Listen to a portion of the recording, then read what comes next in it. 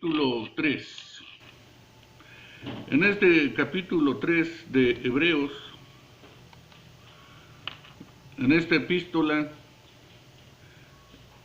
el objetivo principal parece ser que los hebreos convertidos progresen en el conocimiento del Evangelio y así establecerlos en la fe cristiana e impedir que se alejen de ella, contra lo cual se le advierte con fervor, aunque tiene muchas cosas adecuadas para los hebreos de los primeros tiempos, también contiene muchas que nunca dejan de interesar. Nunca dejan de interesar a la iglesia de Dios, porque el conocimiento de Jesucristo es la médula y hueso mismo de todas las escrituras. La ley ceremonial está llena de Cristo y todo el Evangelio está lleno de Cristo. Las benditas líneas de ambos testamentos se juntan en él y el principal objetivo de la epístola a los hebreos es descubrir cómo concuerdan y se unen dulcemente ambos en Jesucristo.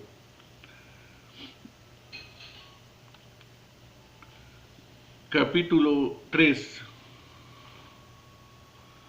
El versículo de 1 al 6 se muestra el valor y la dignidad de la superioridad de Cristo sobre Moisés. Ya hemos visto sobre la superioridad de Cristo sobre los ángeles. Ahora vamos a ver la superioridad de Cristo sobre Moisés. Pero antes pedimos la bendición de Dios. Querido Dios que estás en los cielos, al meditar en tu palabra, queremos por favor que nos asistas con tu gracia y tu poder. Te lo pido y te lo agradezco en el nombre de Jesús. Amén.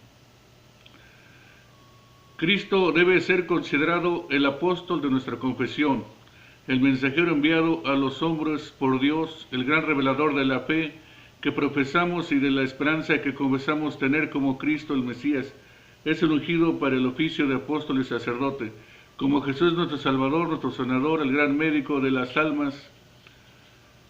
En el capítulo 3 se nos hace un paralelismo entre Jesús y Moisés.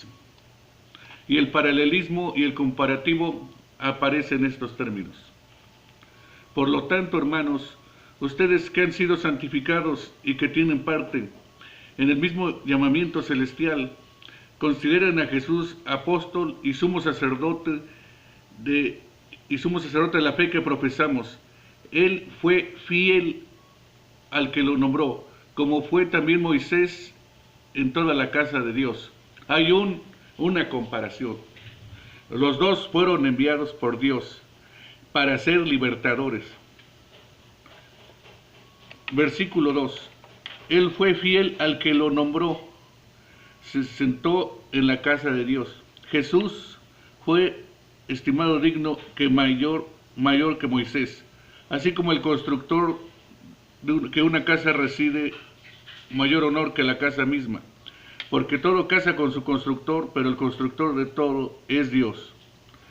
Moisés fue fiel como siervo en toda la casa de Dios para dar testimonio de lo que Dios diría de él en el futuro. Jesús es superior a Moisés para ser libertadores, pero Jesús es superior a Moisés porque Él es anterior a Moisés.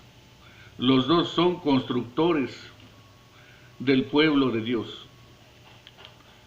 Y mientras Moisés es siervo de Dios, Jesús es hijo de Dios y debe ser considerado el apóstol de nuestra confesión, el mensajero enviado a los hombres. En el versículo 6 dice así: Cristo en cambio es fiel como hijo de la casa de Dios, y esa casa somos nosotros. Por tanto, confiamos nuestra esperanza de aquel que nos orgullece. Pablo toma del perfil de Moisés, que fue enviado, que fue seleccionado por Dios para cumplir una misión libertadora, e ilustra a través del ministerio de Moisés el ministerio de Cristo, para decir que Cristo es superior porque es anterior, porque es tan fiel como Moisés, para decir que nada más es un siervo de Dios, sino también es el Hijo de Dios. Ese título de Hijo de Dios no es lo que lo hace más chico, porque el Padre es más grande que el Hijo. Ese título de Hijo de Dios tiene que ver con la divinidad de Dios, que son iguales en sustancia. Así como existió eternamente el Hijo, así también existió eternamente el Padre. Como existió también el Espíritu Santo, las tres personas, pero uno solo Dios, porque los tres son eternos. Dios el Hijo, Dios el Espíritu Santo, y son la misma sustancia. De versículo 7 en adelante hay advertencias de Pablo hacia la incredulidad. Todos tenemos derecho a no creer, pero Pablo dice, si ustedes deciden no creer, esto es lo que puede esperar como consecuencia de no creer.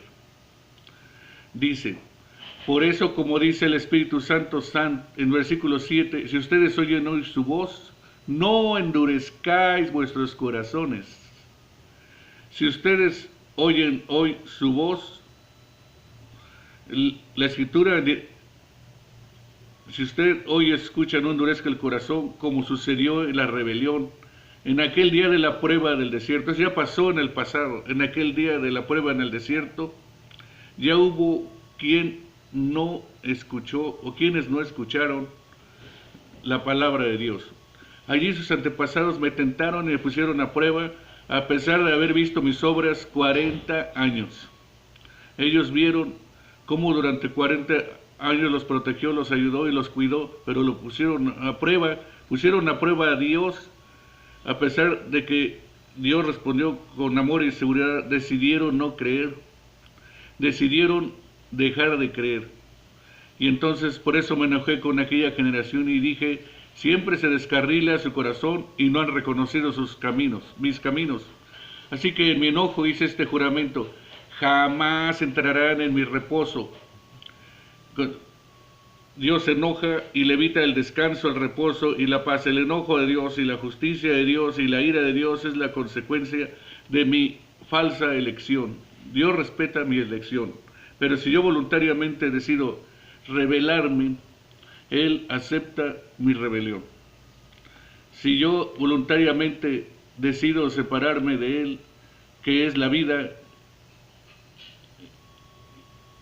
dejo a Dios fuera de mis planes, entonces Dios que no impone, Dios que no obliga, que no nos lleva a los tirones de la oreja, sino que suplica, ruega, pide permiso, nos abandona a la suerte de nuestra elección.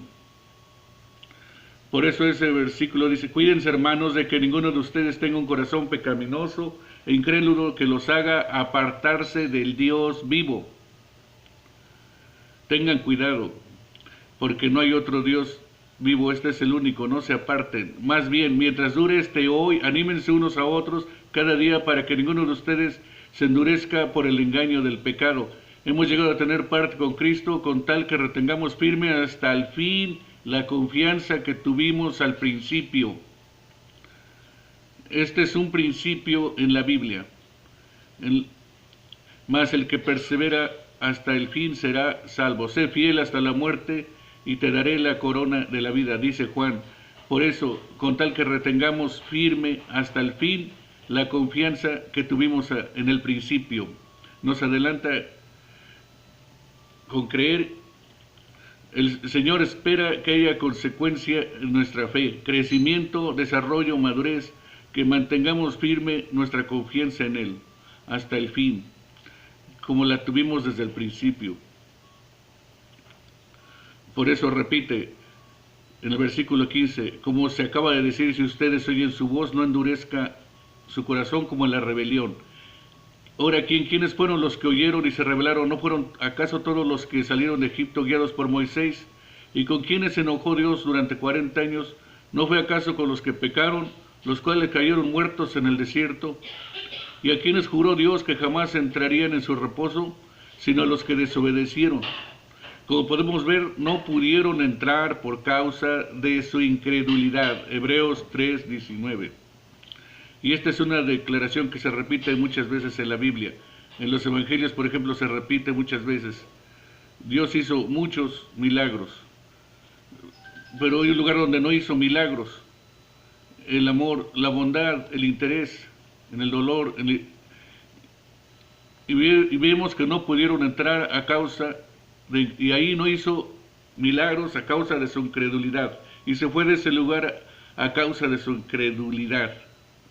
Y aquí también dice, ellos no pudieron entrar a causa de incredulidad, no entraron en el descanso de Dios, no entraron en su día de reposo, que es el domingo, el día del Señor. ¿Cómo está su fe hoy en el Señor? Pequeña, fuerte, breve. Creo, Señor, hay una declaración, pero ayúdame en incredulidad. Creo, Señor, pero ayúdame en mi incredulidad. Usted se ve frágil, a punto de apagarse, pero en este momento puede volver a confiar a Dios en la vida. Y el poder hacer de su fe una fe grande, una fe fuerte, una fe poderosa, para enfrentar lo que traemos del pasado y para enfrentar los unidos en la incertidumbre del futuro. Queridos amigos, queridos hermanos, Cristo debe ser considerado el apóstol de nuestra confesión, nuestro mensajero. Confesamos tener como Cristo el Mesías es el ungido para el oficio del apóstol y sacerdote. Creemos en Dios y debemos pedirle que Dios nos ayude en nuestra incredulidad. Como Jesús es nuestro Salvador, nuestro sanador y el gran médico de las almas, considéresele así, considérese lo que es en sí, lo que es para nosotros. Cristo fue el Señor de esta casa, de su iglesia, que es su pueblo y su hacedor. Moisés fue un siervo fiel. Cristo, como el eterno Hijo de Dios, es el dueño legal y el Rey soberano de la iglesia. No solo debemos establecernos bien en los caminos de Cristo. Los días de la tentación suelen ser los días de la provocación, sin duda. Es una provocación tentar a Dios cuando Él nos deja que veamos que dependamos y vivimos por entero de Él. El endurecimiento del corazón es la fuente de todos los demás pecados. Los que piensan en estar firmes, miren que no caigan. Puesto que el mañana no nos pertenece, debemos aprovechar al máximo el día. No hay ni siquiera los más fuertes del rebaño. El pecado viene de tantos caminos y colores destructivos.